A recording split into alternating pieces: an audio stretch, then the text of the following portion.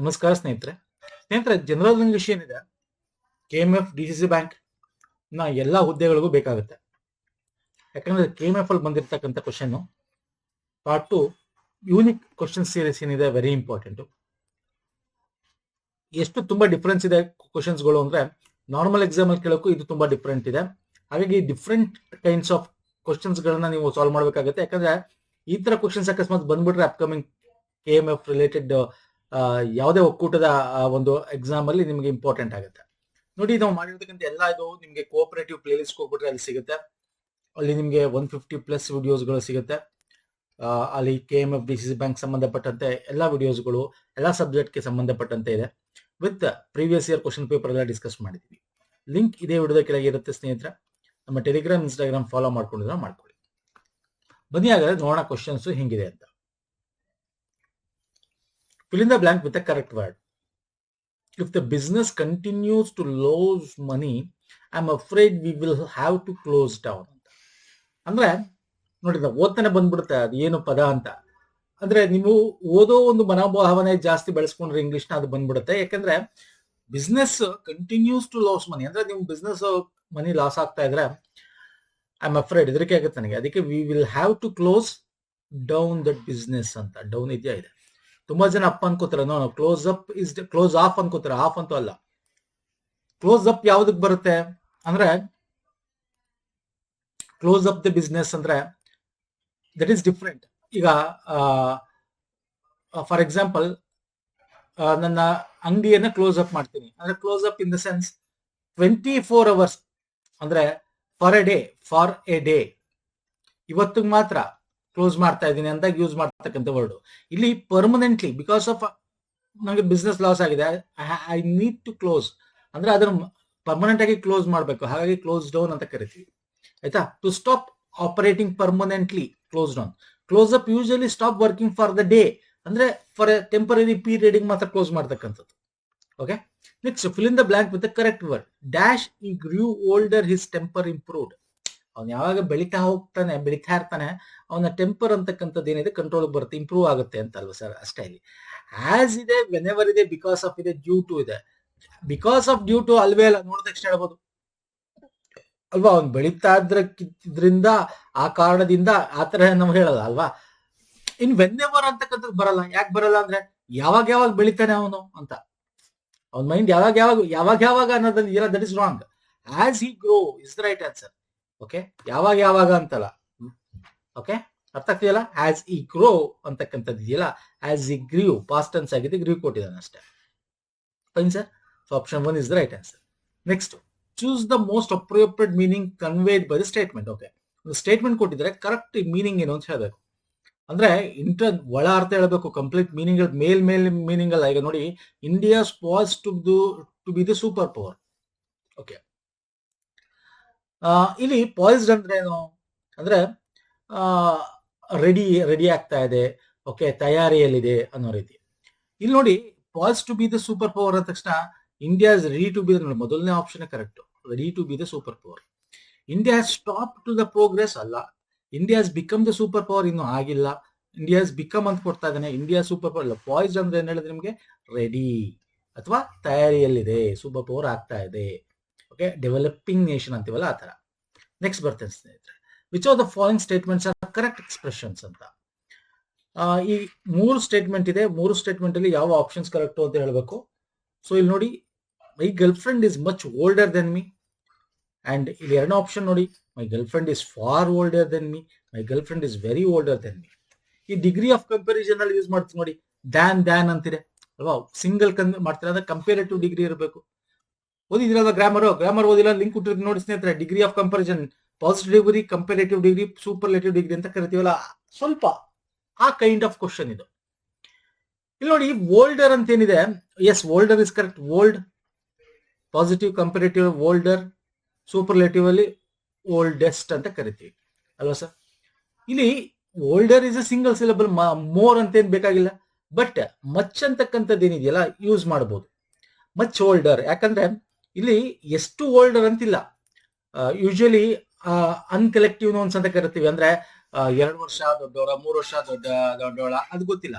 ಹಂಗಾಗಿ ಮಚ್ ಅಂತ ಯೂಸ್ ಮಾಡಬಹುದು, ಯಾಕಂದ್ರೆ it is A older than me ಅಂತಿದೆ ಹೊರತು ಎಷ್ಟು ವರ್ಷ ಅಂತಿಲ್ಲ. ಹಾಗೆ ಇದು ಕರೆಕ್ಟ್. ಇಲ್ಲಿ ಫಾರ್ ದೂರ, ಎಷ್ಟು ದೂರ ಅಂದ್ರೆ ತುಂಬಾ ಅನ್ನೋದು, ಫಾರ್ ಅನ್ನೋದು ದೂರ ಜಾಸ್ತಿ ಅನ್ನೋದ್ರ ಬಗ್ಗೆ ಹೇಳ್ತಕ್ಕಂಥದ್ದು. ಫಾರ್ ಅಂದ್ರೆ ಏನರ್ಥ? ದೂರ ಜಾಸ್ತಿ, ಗ್ಯಾಪ್ ಜಾಸ್ತಿ ಇದೆ ಅಂತ ಅರ್ಥ. Yes, this is also correct. But very ಅನ್ನೋದನ್ನ ಯೂಸ್ ಮಾಡಲ್ಲ. ವೆರಿ ಓಲ್ಡರ್ ಅಂತ, ಓಲ್ಡ್ ಇಸ್ ಓಲ್ಡ್ ಅಷ್ಟೇ, older is older, oldest is oldest, ಅದರಲ್ಲಿ ವೆರಿ ಅಂತೆಲ್ಲ ಯೂಸ್ ಮಾಡಕ್ ಹೋಗಲ್ಲ. ಸೊ ಹಾಗಾಗಿ option 1 and 2 is the right answer. ಅರ್ಥ ಆಗ್ತಿದೆಯಲ್ಲ? ಇಲ್ಲಿ ಕೊಟ್ಟಿನಿ ನೋಡಿ, ವೆರಿ ಇಸ್ ಇನ್ಕರೆಕ್ಟ್ ಗ್ರಾಮರ್ ಅಲ್ಲಿ. ವೆರಿ ಓಲ್ಡ್ ಅಂತ ಹೇಳ್ಬೋದು ಬೇಕಾರೆ. ಇನ್ನು ಒಂದ್ ಕಡೆ ನೋಡಿ, ವೆರಿ ಓಲ್ಡ್ ಅನ್ಬೋದು, ಓಲ್ಡರ್, ವೆರಿ ಓಲ್ಡರ್ ಅನ್ನಲ್ಲ, ಅಥವಾ ಬರೀ ಓಲ್ಡರ್ ಅಂತೀವಿ, ವೆರಿ ಓಲ್ಡರ್ ಅನ್ನಲ್ಲ. ಓಕೆ, ನೆಕ್ಸ್ಟ್ ಬರ್ತೇನೆ. Choose the most appropriate statement. If I knew you are var coming I would book the car. If I know you were coming I will booking car. ನೋಡಿ, ಇದೊಂದು if ಅನ್ನೋದು condition statement ಆಗ್ತಾ ಇದೆ. Okay, if ಅಂದ ತಕ್ಷಣ ನಾನೇನೋ ಗೊತ್ತಿದ್ರೆ ಅನ್ನೋದು. ನೋಡಿ, ಅರ್ಥ ಮಾಡಿಕೊಳ್ಳಿ, ಇಫ್ ಅಂತ ನಾವು ಫ್ಯೂಚರ್ ಅಲ್ಲಿ ಹೇಳಕ್ ಹೋಗಲ್ಲ. ಓಕೆ, ಇಲ್ಲಿದೆ ನೋಡಿ, ಇಫ್ ಐ ವಿಲ್ ನೋ, ಇದಿಲ್ಲ, this is wrong. If I will know, ಮುಂದೆ ಏನಾಗುತ್ತೆ ಅನ್ನೋದನ್ನ ಮೊದಲೇ if condition ಹಾಕಕ್ಕಾಗಲ್ಲ.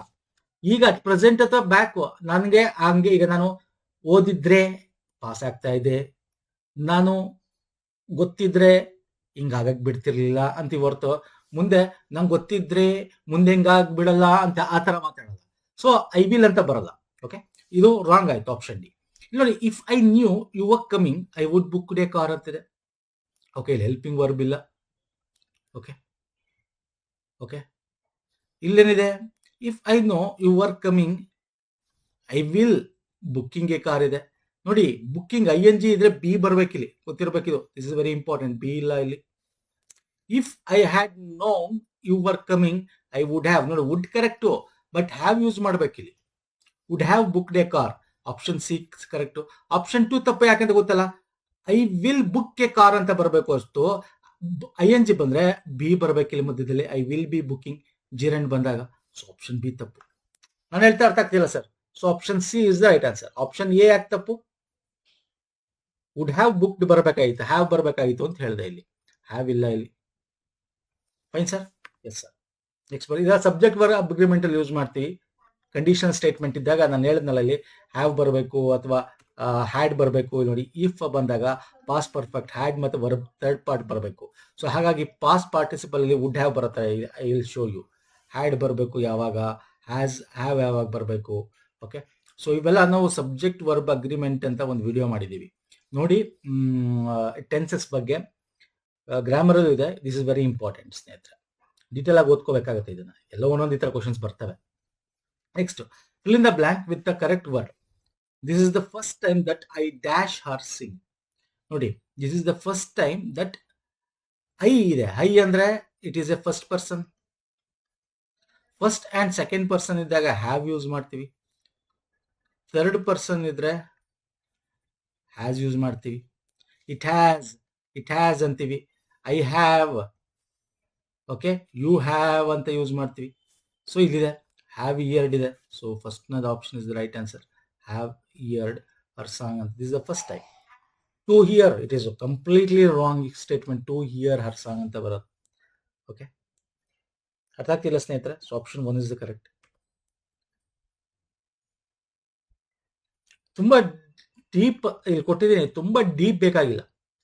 Okay, but has ಅಥವಾ ಹ್ಯಾವ್ ಬರ್ಬೋದು, depending upon the first person, second person, ಅಯ್ಯ, ದೇನ, ವೀನ, ಓಕೆ, ಯೂನ ಅಥವಾ ಇಟ್ಟ, ಇದ್ರ ಮೇಲೆ ಡಿಪೆಂಡ್ ಆಗುತ್ತೆ. Next, choose the correct statement. I am anxious for money. Okay, ಆತಂಕದಂಗೆ ಆಂಗ್ಷಿಯಸ್, ಆತಂಕ ಆಗುತ್ತೆ. I am anxious about money. Money ಕಂಡ್ರೆ ಆತಂಕನ, ಮನಿ ಅಂದ್ರೆ ಆತಂಕನ. ಆಂಗ್ಷಿಯಸ್ ಆಫ್ ಮನಿಯಿಂದ ಆತಂಕನ. ಐ ಆಮ್ ಆಂಗ್ಷಿಯಸ್ ಮನಿ ಜೊತೆಗೆ ಆತಂಕನ. ಇದಂತೂ ಅಲ್ವೇ ಅಲ್ಲ, ಮನಿಯಿಂದ ಆತಂಕ ಅಲ್ವೇ ಅಲ್ಲ. ಸೊ ಆಪ್ಷನ್ ಎ ಅಥವಾ ಬಿ ಕರೆಕ್ಟ್ ಇರಬೇಕು. I am anxious for money ಅಂದ್ರೆ ನನಗೆ ಮನಿಗೋಸ್ಕರ ಆತಂಕ ಅಲ್ಲ. I am anxious about money, ಮನಿ ಅಂದ್ರೆ ನನಗೆ ಆತಂಕ ಅನ್ನೋದು. ಸೊ ಮನಿ ಮೇಲ್ ನನಗೆ ಆತಂಕ. ಸೊ ಆಪ್ಷನ್ ಅದ್ರ ಕಂಡ್ರೆ ಆತಂಕ, ಮನಿಗೋಸ್ಕರ ಅಲ್ಲ. ಸೊ ಆಪ್ಷನ್ ಬಿ ಅಲ್ವಾ ಸರ್? ನೋಡಿ, ಇವೆಲ್ಲ ಫಾರ್ ಅಂದ್ರೆ ಏನರ್ಥ, ಅಬೌಟ್ ಅಂದ್ರೇನು, ಆಫ್ ಅಂದ್ರೇನು, ಓಕೆ, ಸೊ ವಿತ್ ಅಂದ್ರೇನು, ಪ್ರಿಪೋಸಿಷನ್ಸ್ಗಳು ವೆರಿ ಇಂಪಾರ್ಟೆಂಟ್ ಆಗುತ್ತೆ. ಪ್ರಿಪೋಸಿಷನ್ ಸಪರೇಟ್ ಚಾಪ್ಟರ್ ಇದೆ, ದಯವಿಟ್ಟು ನೋಡ್ಕೊಳ್ಳಿ. This is very important. Preposition ಮೇಲೆ ಎಲ್ಲ ಎಕ್ಸಾಮ್ ಅಲ್ಲಿ ಬರುತ್ತೆ ಸ್ನೇಹಿತರೆ. ಪ್ರಿಪೋಸಿಷನ್ ಮತ್ತೆ ಆರ್ಟಿಕಲ್ ಇವೆಲ್ಲಗಳು ವೆರಿ ಇಂಪಾರ್ಟೆಂಟ್ ಆಗುತ್ತೆ. Select the correctly spelled word. Okay, correct ಆಗಿರೋದು ಯಾವ್ದು? ಇದು ಕಾಂಪ್ಲಿಮೆಂಟ್ರಿ ಅಂತಿದೆ ಪದ. ಯಾವ ಸರ್? COMPLIM ಇ ಬರಬೇಕು. ENTARYS this is right answer. O ಬರಲ್ಲ, ಎಂ ಬರಲ್ಲ ಇಲ್ಲಿ. So option B is the right answer ಇದು. Okay, next, what does the phrase to keep something at bay means? Okay, to keep something at bay, bay of Bengal ನೋಡಿ. ಈಗ for example ಸುಮ್ಮನೆ compare ಮಾಡಿ, ಅಂದ್ರೆ ಬಂಗಾಳ ಕೊಲ್ಲಿ. To keep something at ಬೇ ಅಂದ್ರೆ ಕೊಲ್ಲಿ ಅಂದ್ರೆ ತೀರ ಪ್ರದೇಶ, ಅಲ್ಲಿ ಇಟ್ಕೊಂಡ್ರೆ ಸೇಫ್ ಅಂತ ಅಲ್ವಾ sir? To keep something at bay ಅಂತ. ಇಲ್ಲಿ ನೋಡಿ, to keep things near the sea shore. Okay, sea shore ಸಮುದ್ರ ತೀರ ಅಂತಿದೆ. ಯಸ್ ಅಂತ ತಪ್ಪು, ಬಹಳ ಅರ್ಥ ಹೇಳಬೇಕು. ಹಂಗಂದ್ರೆ ಏನ್ ಅರ್ಥ? ಟು ಕೀಪ್ ಸಮಥಿಂಗ್ ಅಟ್ ಬೇ ಅಂದ್ರೇನು? ಇದು ತಪ್ಪು, ಇದು ಮೇಲ್ ಅರ್ಥ ಆಯ್ತು. ಈ ಮೀನಿಂಗ್ ನ ಏನೋ ಅಂತ ಕಂಪ್ಲೀಟ್ ಮೇಲ್ ಮೇಲೆ ಅರ್ಥ ಅಲ್ಲ, ಒಳ ಅರ್ಥ ನುಡಿಗಟ್ಟು ಅಂತ ಹೇಳಿ ಅದ್ ಹೇಳ್ಬೇಕು ನಾವು. To close something safely, to preserve something carefully, to prevent something unpleasant from happening. Option D. ಅಂದ್ರೆ ನಾವಂದ್ರೆ ನಾನು ಈಗ ನೀವೇನಾಗುತ್ತೆ, ಸಮುದ್ರ ತೀರದೊಳಗೆ ಇಳಿದ್ರೆ, ಎಕ್ಸಾಂಪಲ್ ಬೇ ಅಂತ ಕೊಟ್ಟಿದ್ದ, ಇಳಿದ್ರೆ ಅಲೆಗಳು ಬರ್ಬೋದು ಅಥವಾ ಬೇರೆ ಏನಾದ್ರು ಆಗ್ಬೋದು. ಸೊ ಅದಕ್ಕೆ ನಾನು ಆ ಥರದಕ್ಕೆಲ್ಲ ಹೋಗ್ದೇನೆ ನಾನು ಏನ್ ಮಾಡ್ತೀನಿ, ಏನೋ ಕೆಟ್ಟದಾಗದಿರೋ ರೀತಿ ಟು ಪ್ರಿವೆಂಟ್ ಮಾಡೋದು. ಹಂಗಾಗಿ ನಾನು ಅಲ್ಲಿ ಇಳಿಯೋದೇ ಇಲ್ಲ, ನಾನು ಬೀಚ್ ತೀರ ಪ್ರದೇಶದಲ್ಲೇ ಇದ್ಬಿಡ್ತೀನಿ ಅನ್ನೋ ರೀತಿ. ಸೊ ಒಳ ಅರ್ಥ to prevent something unpleasant from happening. So ಒಳಗೆ ಹೋಗೋದ್ರಿಂದ ಏನಾದ್ರು ತೊಂದರೆ ಆಗೋದ್ರ ಬದಲು ನಾನು ಅದನ್ನೇ ಪ್ರಿವೆಂಟ್ ಮಾಡಕ್ ಇರ್ತೀನಿ ಅಂತ ಅರ್ಥ. ಅರ್ಥ ಆಗ್ತಿದೆಯಲ್ಲ? Option D. ಇಲ್ಲಿ option B to keep something safely ಅಂತ, ಇದು ಅಲ್ಲ. ಓಕೆ ಸ್ನೇಹಿತರೆ, yes. Identify the correct expression. It is nice to have a room of one's own. It is nice to have a room of one's own. It is nice to have a room of one's. It is nice to have a room of one's on. One's on ಅನ್ನೋದಿಲ್ಲ. ಇದೇನು sir ಅರ್ಥ? ಏನು simple ಅರ್ಥ ಅಲ್ಲ sir. It is nice to have, ಇದು ಒಂದು ರೀತಿ ನಮ್ದೇ ಆದ ಒಂದು ಒನ್ಸ್ ಓನ್, ನನ್ನ ಒಂದು ಓನ್ ಹೌಸ್ ಅನ್ನೋ ರೀತಿ ಒನ್ಸ್ ಅಂತ ಕರಿತೀವಿ. ONES. ಇದು ಅಲ್ಲ, ಒನ್ಸ್ ಬೇರೆ. ಒನ್ಸ್ ಅಂದ್ರೆ ಒಂದೇ ಸಲ, ಒನ್ಸ್ ಅಂದ್ರೆ ಒಂದ್ ಟೈಮ್ ಅಲ್ಲಿ ಒಂದು ಅನ್ನೋ ರೀತಿ. ಇದಲ್ಲ, ನನ್ನದು ಅನ್ನೋದಕ್ಕೆ ಒಬ್ಬನ ಓನ್ ಹೌಸ್ ಅನ್ನೋದು. So option A is the right answer. Okay, yes sir. Next ಬರ್ತೇನೆ. Which of the following is the most appropriate expressions to be used in a formal situation? Okay, formal. Okay, normally formal like requested kind of things. Formal. Informal ಅಂತಂದ್ರೆ ಬೇರೆ ರೀತಿನೇ ಕೇಳೋದು. ನೋಡಿ, will you give me your pen? Will ಅಂತ use ಮಾಡೋ. Formal ನಾವ್ ಏನ್ ಮಾಡ್ತೀವಿ? ಕ್ಯಾನ್ ಅಥವಾ ಕುಡ್ ಯೂಸ್ ಮಾಡ್ತೀವಿ. ಇಲ್ಲಿ ನೋಡಿ, ಎರಡು ಆಪ್ಷನ್ ಕೊಟ್ಬಿಟ್ಟಿದ್ದಾನೆ. Can you give me your pen request. Formal ಅಂದ್ರೆ ಒಂದು ರೀತಿ ರಿಕ್ವೆಸ್ಟ್ ರೀತಿ ಕೇಳೋದು. ಇಲ್ಲಿ could you give me your pen, ಇದು ಕರೆಕ್ಟೇ. ಶುಡ್ ಬಿ ಯೂಸ್ ಬರಲ್ಲ, ವಿಲ್ಲು ಯೂಸ್ ಬರಲ್ಲ. ಓಕೆ, ಅದರೊಂದು ರೀತಿ ಕಮೆಂಡ್ ಮಾಡಿ ಕೇಳೋದು. ಓಕೆ, ಸೊ ಹಾಗಾಗಿ ಬಿ ಮತ್ತೆ ಸಿ. ಬಟ್ ಕ್ಯಾನ್ ಮತ್ತೆ ಕುಡ್ ಎರಡು ಕೊಟ್ಟಾಗ ಕುಡ್ಗೆ ರೈಟ್ ಆಗ್ಬೇಕು. ಕ್ಯಾನ್ಗಿಂತ ಕುಡ್ ಅಂತ ಇದೆಯಲ್ಲ, ಅದು ಮೋರ್ ರಿಕ್ವೆಸ್ಟ್ ಮಾಡೋ ರೀತಿ. ಇಂಡೈರೆಕ್ಟ್ ಆಗಿ ಒಂದು ರೀತಿ ಮೋರ್ ಫಾರ್ಮಲ್ ಅಂತ ಕರಿತೀವಿ. ಅಕಸ್ಮಾತ್ ಕುಡ್ ಇಲ್ಲ, ಬರೀ ಕ್ಯಾನ್ ಇದೆ, ಕ್ಯಾನ್ ಟಿಕ್ ಹಾಕಿ can you give me your pen. Okay, could ಅಂತ ಈಗ ಕ್ಯಾನ್ ಐ ಕಮ್ ಇನ್ ಅಂತೀವಿ, ವಿಲ್ ಐ ಕಮ್ ಇನ್ ಅನ್ನಲ್ಲ. ಅರ್ಥ ಆಗ್ತಿದೆಯಲ್ಲ? ಸೊ ಕ್ಯಾನ್ ಅಥವಾ could, but could is most appropriate modal verb use ಮಾಡ್ತಕ್ಕಂಥದ್ದು. Can is also correct, but ಈ ತರ ಎರಡು ಆಪ್ಷನ್ಸ್ ಇದ್ದಾಗ ಕುಡ್ ಯೂಸ್ ಮಾಡ್ಕೊಳ್ಳಿ. ಒಂದ್ಸಲ ಕುಡ್ ಇರಲ್ಲ, ಬರೀ ಕ್ಯಾನ್ ಇರುತ್ತೆ. ಒಂದ್ಸಲ ಕ್ಯಾನ್ ಇರಲ್ಲ, ಬರೀ ಕುಡ್ ಇರುತ್ತೆ. ಸೊ ಆ ಕುಡ್ ಯೂಸ್ ಮಾಡ್ಕೊಳ್ಳಿ. Fine sir. Next one. Which one of the following is the correct incorrect expression? Incorrect ಯಾವುದು ಅಂತ ಹೇಳ್ಬೇಕು, ಹೇಳ್ತೀರಾ? ಇನ್ಕರೆಕ್ಟ್ ಯಾವುದು? ಇಲ್ಲಿ ನೋಡಿ, ಒಂದು ಇಲ್ಲಿ ಓದಿ. Delhi is further away than Mumbai from Pune. Delhi is further away than Mumbai from Pune. ಇಲ್ಲಿ ಫಾರ್ದರ್ ಇದೇ ಕೊಟ್ಟಿರೋದು ನೋಡಿ, ಎರಡರಲ್ಲಿ ಇದೇ ಡಿಫ್ರೆನ್ಸ್. ಈಗ ಇಲ್ಲಿ ನೋಡಿ, ಈ option for further information see page 6. Further ಇಲ್ಲೂ ಅಷ್ಟೇ, ಫಾರ್ ಫಾರ್ದರ್ ಇನ್ಫಾರ್ಮೇಶನ್ ನೋಡಿ. ಫರ್ದರ್ ಅಂದ್ರೆ ನಿಂಗೆ ಎಕ್ಸ್ಟ್ರಾ ಏನಾದ್ರು ಇನ್ಫಾರ್ಮೇಶನ್ಸ್ ಬೇಕಾ ಅಂತ ಅನ್ನೋ ರೀತಿ. ಫಾರ್ದರ್ ಅಂದ್ರೆ ದೂರ ಅಂತ, ತುಂಬಾ ದೂರ ಅನ್ನೋ ರೀತಿ. ಫಾರ್ದರ್ ಅಂದ್ರೆ ಈಗ ನಾವು ಫಾರ್ ಅಂತೀವಿ, ಫಾರ್ ಅಂದ್ರೆ ದೂರ. ಅದೇ ತರ ಫಾರ್ದರ್ ಅವೇ. ಇಲ್ಲೇನಿದೆ, ಡೆಲ್ಲಿ ಈಗ ಫಾರ್ದರ್ ಅಂತಕ್ಕಂಥದ್ದು ಜಾಗದಲ್ಲೂ ಕೂಡ ನಾವು ಫರ್ದರ್ ಯೂಸ್ ಮಾಡಬಹುದು. Delhi is further away than Mumbai from Pune. Delhi ಮುಂಬೈಗಿಂತ ತುಂಬಾ ದೂರ ಅಂತ. ಎಸ್, ಕರೆಕ್ಟ್ ಇದು. ಆಪ್ಷನ್ ಬಿ ಇದೆಯಲ್ಲ, ಫಾರ್ದರ್ ಜಾಗದಲ್ಲಿ ಫರ್ದರ್ ಯೂಸ್ ಮಾಡಬಹುದಾ? ಇದ್ರ ಬದಲು ಯೂಸ್ ಮಾಡಬಹುದು. ಆಪ್ಷನ್ ಬಿನ ಕರೆಕ್ಟ್. ಬಟ್ ಫರ್ದರ್ ಜಾಗ ಉಲ್ಟಾ ಯೂಸ್ ಮಾಡಂಗಿಲ್ಲ. ಫರ್ದರ್ ಜಾಗದಲ್ಲಿ ಫಾರ್ದರ್ ಯೂಸ್ ಮಾಡಬಹುದಾ? ಮಾಡಂಗಿಲ್ಲ. ಫಾರ್ದರ್ ಜಾಗದಲ್ಲಿ ಫರ್ದರ್ ಯೂಸ್ ಮಾಡಬಹುದು. ಇಲ್ಲಿ ನೋಡಿ, ಇಲ್ಲಿ ಹೇಳಿದೆ, ಇಲ್ಲಿ ನೋಡಿ, ಫಾರ್ ಫರ್ದರ್ ಇನ್ಫಾರ್ಮೇಶನ್, ನಿಮಗೆ ಜಾಸ್ತಿ ಇನ್ಫಾರ್ಮೇಶನ್ ಬೇಕಂದ್ರೆ ಪೇಜ್ ನಂಬರ್ 6 ನೋಡು ಅಂತ. ಇಲ್ಲಿ ಫರ್ದರ್ ಜಾಗದಲ್ಲಿ farther ಯಾಕಿದೆ?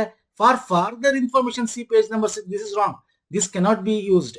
But this can be used, this can be used, this can be used. ನಾನು ನಿಮ್ಗೆ ಹೇಳ್ತಾ ಇರೋದು ಫಾರ್ದರ್ ಜಾಗದಲ್ಲಿ ಫರ್ದರ್ ಯೂಸ್ ಮಾಡಬಹುದು, ಫರ್ದರ್ ಜಾಗದಲ್ಲಿ ಫಾರ್ದರ್ ಯೂಸ್ ಮಾಡಕ್ಕಾಗಲ್ಲ. So option D is the wrong option. So option 1, 2, 3 is right. ಇಲ್ಲಿ ನಮಗೆ ಇನ್ಕರೆಕ್ಟ್ ಯಾವುದು ಅಂತ ಕೇಳೋದು, ಡಿ ಇಸ್ ದ ಇನ್ಕರೆಕ್ಟ್. ಅರ್ಥ ಆಯ್ತಲ್ಲ? Yes sir. ನೋಡಿ, ಒಂದಷ್ಟು ಡಿಸ್ಕಸ್ ಮಾಡಿ, ಇನ್ನೂ ತುಂಬಾ ಇದೆ, ಇಲ್ಲೆಲ್ಲ ಡೀಟೇಲ್ ಡಿಸ್ಕಸ್ ಮಾಡೋಣ ನೆಕ್ಸ್ಟ್ ಅಪ್ಕಮಿಂಗ್ ವಿಡಿಯೋಗಳಲ್ಲಿ. ಇಷ್ಟ ಇದೆ ಅನ್ಕೋತೀನಿ. ಇಷ್ಟ ಆಗಿರೋ ಲೈಕ್ ಮಾಡಿ, ಶೇರ್ ಮಾಡಿ, ಸಬ್ಸ್ಕ್ರೈಬ್ ಮಾಡ್ಕೊಳ್ಳಿ ಸ್ನೇಹಿತರೆ. This kind of questions KMF ನ ಯಾವ್ದು ಒಂದು ಒಕ್ಕೂಟ ಅದ, ನನಗೆ ನೇಮ್ ಬರ್ತಾ ಇಲ್ಲ, ಬಂದಿರತಕ್ಕಂಥ ಕ್ವಶನ್. ಈ ತರ KMF ಅಲ್ಲಿ ಸ್ವಲ್ಪ ಡಿಫಿಕಲ್ಟಿ, ಈಸಿನ ಬಂದಿವೆ ಬೇರೆ ಬೇರೆ ಕಡೆ. ಈ ತರದ್ ಬಂದ್ರೆ ಯು ಶುಡ್ ಲರ್ನ್. ಹಾಗಾಗಿ ಈ ತರ ಕ್ವಶನ್ಸ್ಗಳು ಬಂದ್ರೆ ಕಷ್ಟ ಆಗ್ಬೋದು ಅಂತ. ಓಕೆ, ಹಾಗಾಗಿ ನೋಡ್ಕೊಳ್ಳಿ. ಎಲ್ಲಾ ರೀತಿ ಕ್ವಶನ್ಸ್ ಗಳನ್ನ ಪ್ರೀವಿಯಸ್ ಇಯರ್ ಕವರ್ ಮಾಡ್ತಾ ಇದ್ದೀನಿ. DCC ಬ್ಯಾಂಕ್ ಅಲ್ಲೂ ಕೂಡ ಇದೇ ರೀತಿ ಕ್ವಶನ್ಸ್ ಬರ್ತವೆ. ಇಂಗ್ಲಿಷ್ ಸೆಕ್ಷನ್ ಅಲ್ಲಿ DCC ಬ್ಯಾಂಕ್ ಆಗಿರ್ಬೋದು, KMF ಆಗಿರ್ಬೋದು, ಅದರಲ್ಲಿ ಯಾವುದೇ ಜಾಬ್ಗಳಲ್ಲೂ ಕನ್ನಡ ಇಂಗ್ಲಿಷ್ ನಿಮಗೆ ಸೆಕ್ಷನ್ಸ್ ಇದ್ರೆ ತುಂಬಾ ಹೆಲ್ಪ್ ಆಗುತ್ತೆ. ಅಂಡ್ ಪ್ಲೇಲಿಸ್ಟ್ ಲಿಂಕ್ ಕೊಟ್ಟಿರ್ತೀನಿ. ಪ್ರೀವಿಯಸ್ ಮಾಡಿರ್ತಕ್ಕಂಥ ಎಲ್ಲಾ ವಿಡಿಯೋಸ್ಗಳು ನಿಮಗೆ ಕೋಆಪರೇಟಿವ್ ಅನ್ನಕ್ಕಂಥ ಪ್ಲೇಲಿಸ್ಟ್ ಅಲ್ಲಿ ಸಿಗುತ್ತೆ. ಕನ್ನಡ, ಇಂಗ್ಲಿಷ್, ಸಂವಿಧಾನ, GK ಸಂಬಂಧಪಟ್ಟಂತೆ, ಕೋಆಪರೇಟಿವ್, ವಸ್ತುನಿಷ್ಠ ಆಗಿರ್ಬೋದು, ಬ್ಯಾಂಕಿಂಗ್ ಬಗ್ಗೆ ಆಗಿರ್ಬೋದು, KMF ಬಗ್ಗೆ ಆಗಿರ್ಬೋದು, ಎಲ್ಲ ಸಿಗುತ್ತೆ. ನೆಕ್ಸ್ಟ್ ವಿಡಿಯೋ ಪುನಃ ಸಿಗ್ತೀನಿ. ನಮಸ್ಕಾರ, ಧನ್ಯವಾದಗಳು. ಥ್ಯಾಂಕ್ ಯು ಸೋ ಮಚ್ ಸ್ನೇಹಿತರೆ.